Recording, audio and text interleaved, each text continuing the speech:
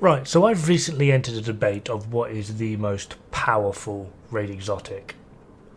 And a lot of people, when answering this, will give their opinion, like what they feel, what they like, judging on the builds, how well they perform, etc. etc. The problem is, one's an AR, one's a rifle, and one's a pistol. Now, you will typically build these quite different. The AR, EB, Eagle Bearer, and the rifle, Ravenous, maybe not so much. They still come under like the whole DPS way of thinking. But I wanted to know roughly, like at base, statistically, like on paper as well as in practice, without a specific build designed around them, what one is actually better. So here I am, just messing around, judging headshot, body shot, what one at base. I've got my healer build on, so I've got 0 weapon damage, apart from my SHD points. I've removed all the buffs from the specialization. I've only got LMG damage on, I think. So I've got no rifle, assault rifle or pistol damage going on.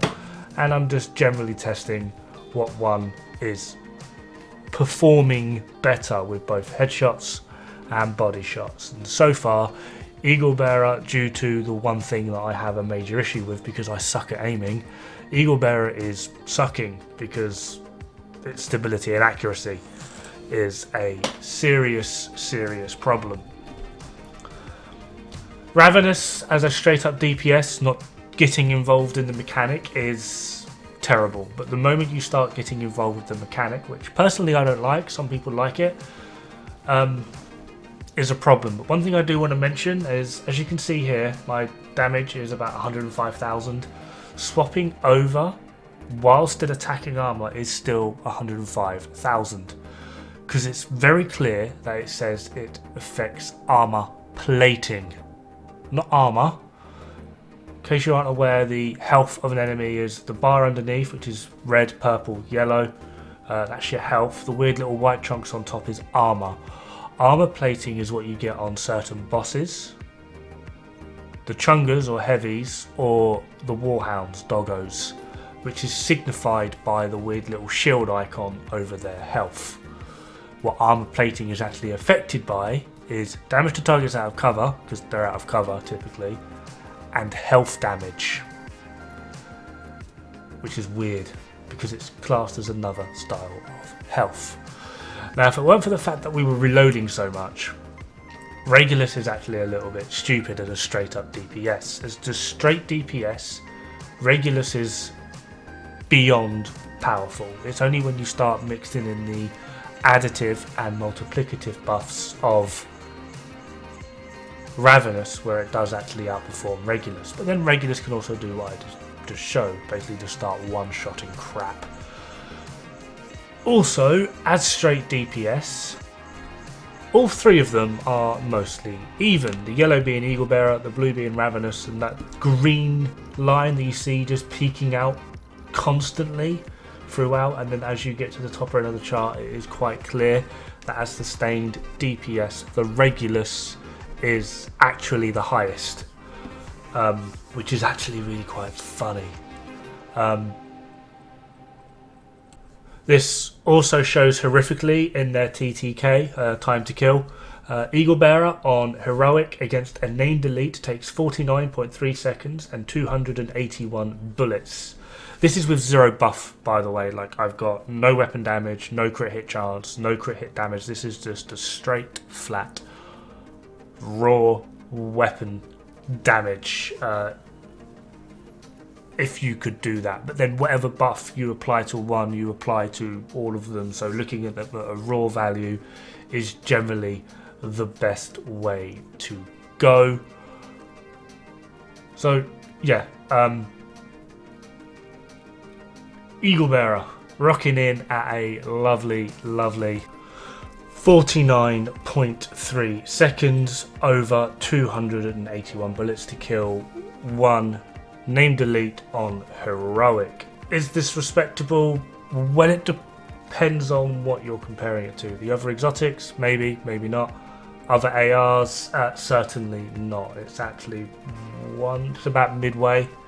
But the main problem that a lot of people have with Eagle Bearer is what you're about to see. See, my tenacity buff is about to run out. Yeah, problem. Up next is Ravenous. Named Elite on Heroic, takes 54.82 seconds at 108 rounds. That's with both barrels, so it's technically like 216 rounds, but shots, consider it. And that's with 0 Freaky and Gary or Gary and Freaky, so no shoulder swapping, it's just straight, flat out shooting.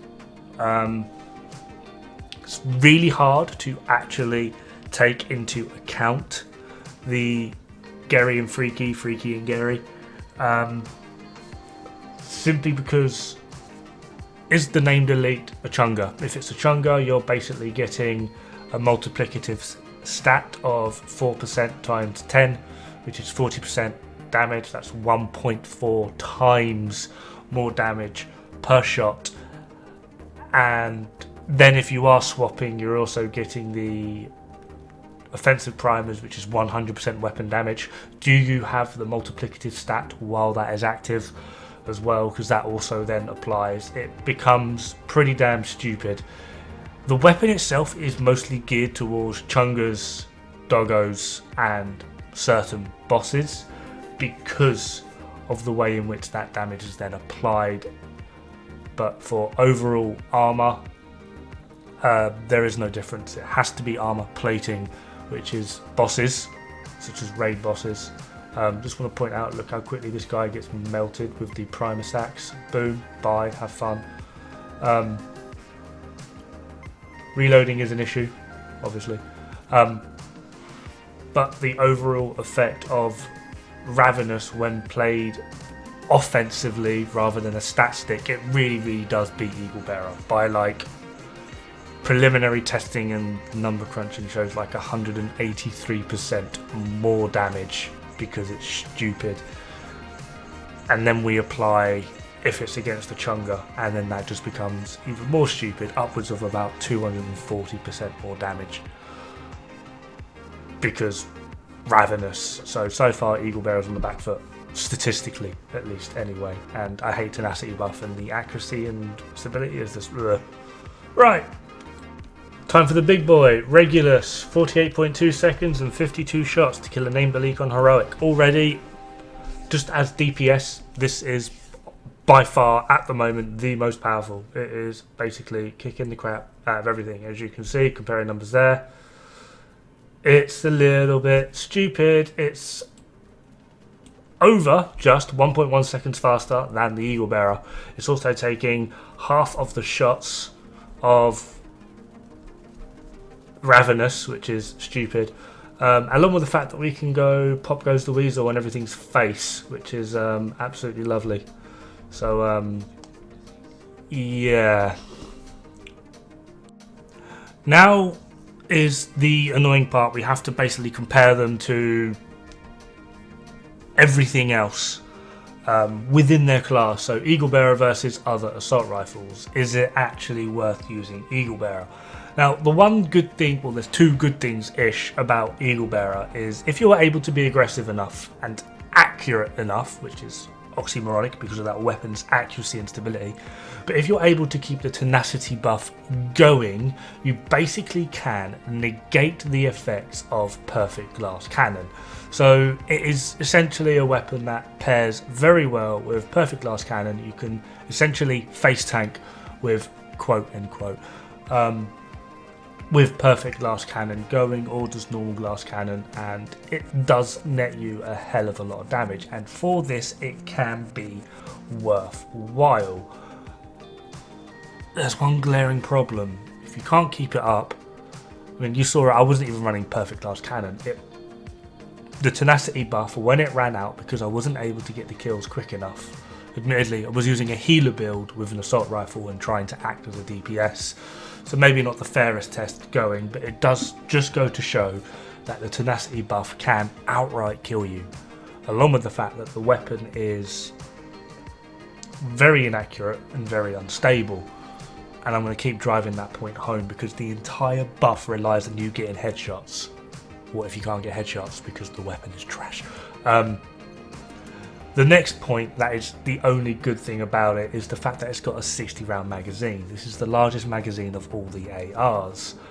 The downside to this is, as a DPS rate, FAMAS beats it, MK16 beats it, Carbine 7 is about on par, and the M4 is just below. However, you can put damage to targets out of cover on these weapons.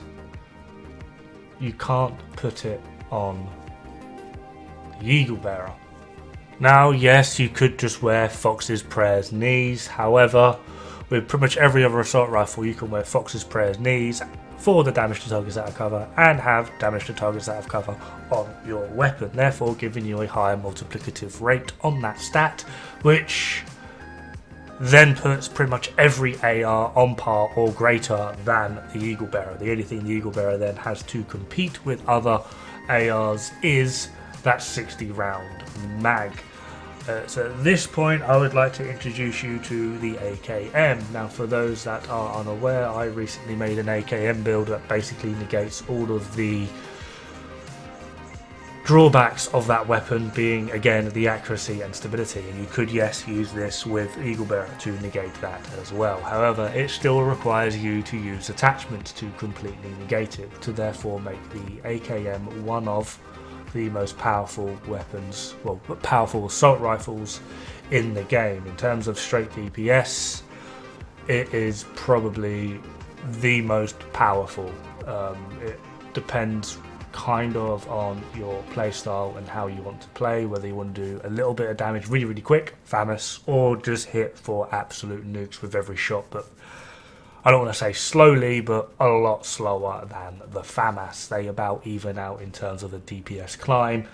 One's doing literally 20,000 more damage than the other at base, but it's got 300 RPM less. So could you then make a build around solving the accuracy and stability buff of Eagle Bearer? Yes and no. Would it help out? Yes and no. Is it worthwhile? No. Basically, whatever you think you can get out of the Eagle Bearer can be completely negated, outperformed and outdone by pretty much every other assault rifle in the game, statistically, because its biggest drawback is the accuracy and stability. You see, the problem is the fact that it's got a buff that relies on getting headshots, but you can't always get those headshots. Sure, I'm not saying it's impossible, it's just you are statistically better than going with pretty much any other AR, putting Strained, Optimist or Killer on it, and you will basically outperform Eagle Bearer because of its low accuracy and stability. The tenacity buff, more often than not, if you are not playing in the exact manner that Eagle Bearer demands, which does require a lot of practice, and there'll be a lot of people going, oh, I have no issue with Eagle Bearer. It's probably because you use it a lot and you're used to it and you know how to play with it. For people that don't know how to play with it, haven't used it a lot, like myself as well, because statistically it is a bad weapon, the tenacity buff will get you killed more often than not. That is just the reality of it. Yes, I am not saying do not play Eagle Bearer. What I'm saying is, if someone's told you to use Eagle Bearer because it's a good weapon for them because they're used to it. It's not statistically an outright good weapon. It is statistically an outright meh-ish weapon, and that's just the way the cookie crumbles sometimes. So up next we have the Ravenous. Now the Ravenous is quite unique because it has its own inbuilt self-buff mechanic, utilising fire from the right shoulder to add offensive primers. You then swap to your left shoulder, detonating offensive primers, doing 100% weapon damage up to 10 stacks, so that's potentially 1000% weapon damage in essentially a single shot. This is in essence really a additive buff, although it can either be done as individual. So if you just keep swapping shoulders, you're essentially doing 200% damage per shot, or you can do a few shots, swap shoulders, because you apply both where you're shooting twice, essentially with one shot. It's 5 from one shoulder, 5 from the other, or you can just do constant swapping, which will add 2 primers depending on the shoulder, whether it be offensive or defensive. However, going from the left shoulder to the right shoulder adds bonus armor, and while that bonus armor is active on you, you do get a multiplicative stat to armor plating only. Not armor, not health, armor plating, which is different. I've tried finding images to show the actual difference, but essentially if you just look at my character's health there, the yellow bar underneath is the health, the white bar on top is armor. Damage to health obviously applies to health, damage to armor obviously applies to armor, damage to targets out of cover applies to both, as long as you are out of cover, or the enemy you're shooting applies to out of cover. What armor plating is essentially separate health bars. They're not affected by damage to armor, they're affected by damage to health, or in the case of Ravenous, damage to armor plating.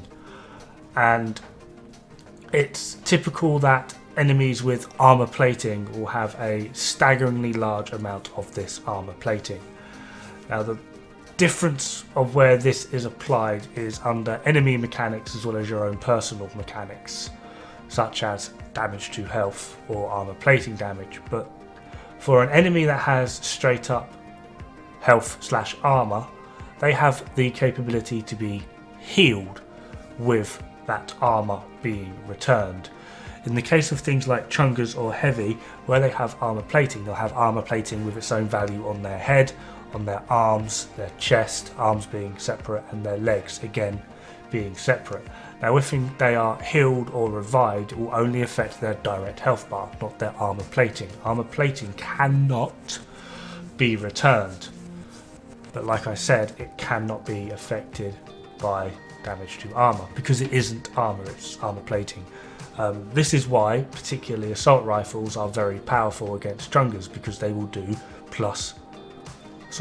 essentially a multiplicative stat of +% damage to armor or armor plating because of the health damage, the plus health damage or times health damage essentially. God, this is going messed up in my head trying to explain this. Yeah, it's also why the Hollow Man is considered to be one of the most powerful masks, because obviously that's another 10% damage to health. It's also why that on one of the builds that I have made, it's a multiplicative AR build utilising Fox's Prayer, Contractor's Gloves, 2-piece Walker and Harris, the Hollow Man, and then a Fenris piece with the MK16.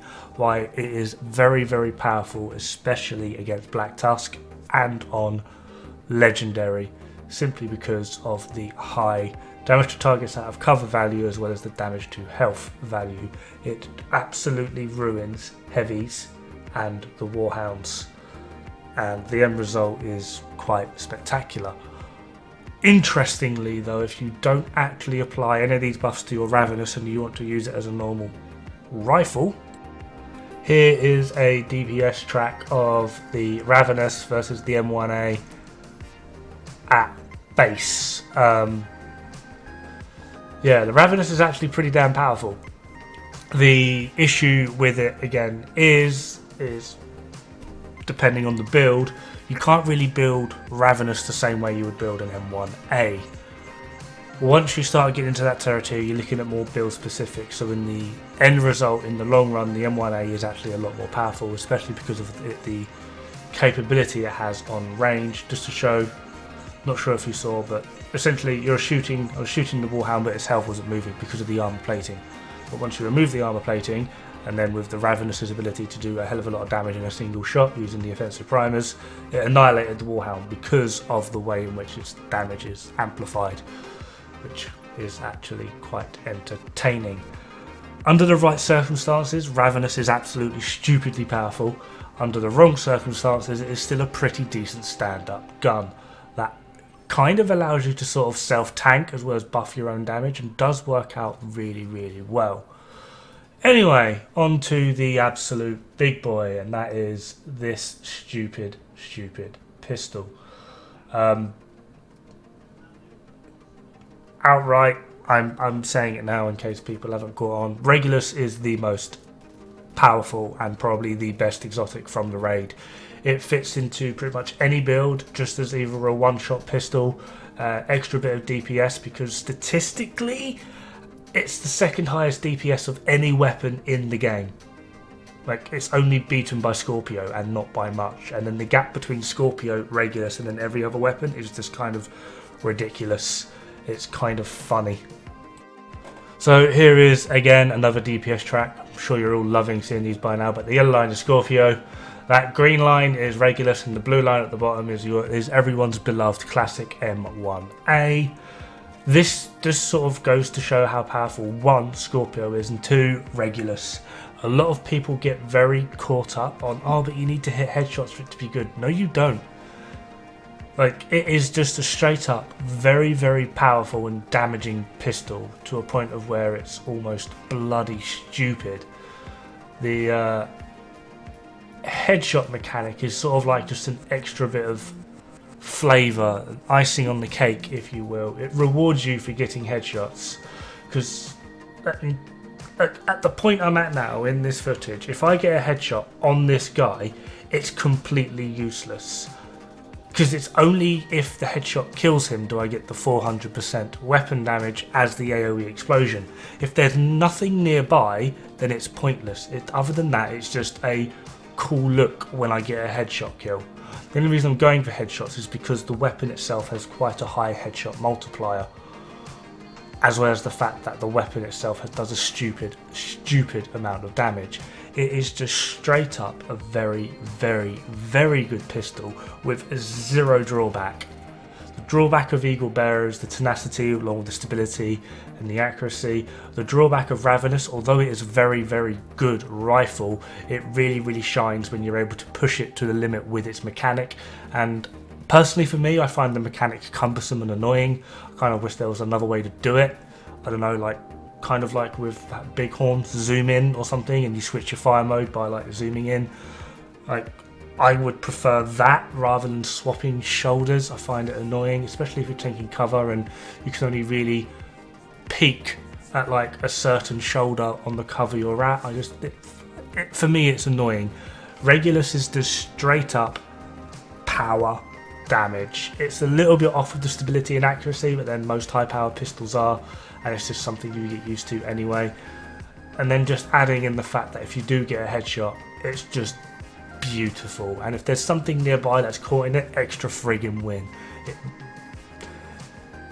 It doesn't really matter, and if you've actually got a build around Regulus, then all the better, but you don't have to. I'm using a random tanky build. It's basically just built armor, little bit of armor regen, and then I think it's just crit chance. There's no like crit damage or headshot damage on it regardless, and I'm just chewing through this control point until I get bored and I'm gonna get myself friggin' killed, because this video's dragged on far too long. But yes, to answer the simple question of what is the most powerful / the best exotic from the raid, Regulus at number 1, Ravenous from number 2, and Eagle Bearer at number 3, statistically. Obviously, people have opinions on what they like and what they don't like, etc, etc, and everyone can argue blah de blah de blah, but the stats of the game and the mechanics of the game don't lie on how they perform statistically, as well as in practice, other than if you've got an obnoxiously large amount of time with Eagle Bearer and a build specifically just for Eagle Bearer,